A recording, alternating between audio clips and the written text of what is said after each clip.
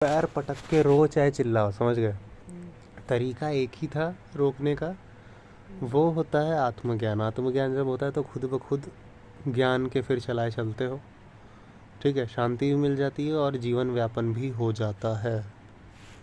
अब हो रहा है क्लाइमेट चेंज, ठीक है। क्लाइमेट चेंज क्यों हो रहा है? क्योंकि सबको भोगना था, और भोगते भोगते ये हालत हो गया भोगने के चक्कर में कि अब किसी के लिए नहीं बच रहा है। क्लाइमेट चेंज है तो खेती खुद नहीं होगी, ठीक है। क्लाइमेट चेंज है तो खुद शहरों में पानी भर रहा है, क्लाइमेट चेंज है तो खुद सूखा पड़ रहा है। तो उल्टा तुम गए थे भोगने, और प्रकृति तुमसे 4 हाथ आ गया, तुम उसी के बनाए हुए हो। तुम उसको जानोगे तो तुम शांति से रह पाते।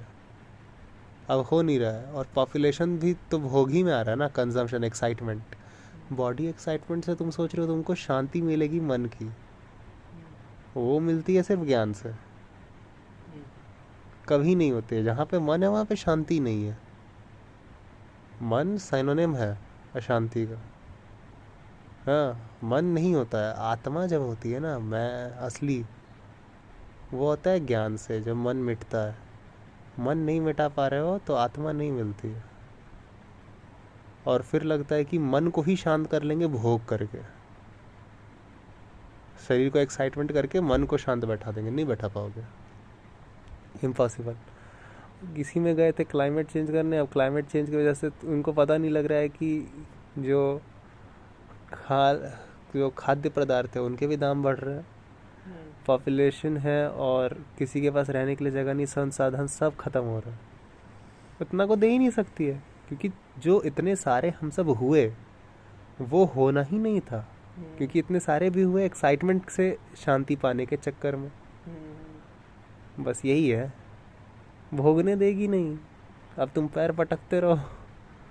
प्रकृति माँ है, यूं ही माँ नहीं बोलते हम सब। तुमने समझा ही नहीं है कि भगवान, अल्लाह, गॉड का मतलब क्या है। शांति का पर्यायवाचक है शांति, शांति का सिनोनिम है गॉड। इसको नहीं समझोगे तो फिर बाहर में ढूंढते रहो।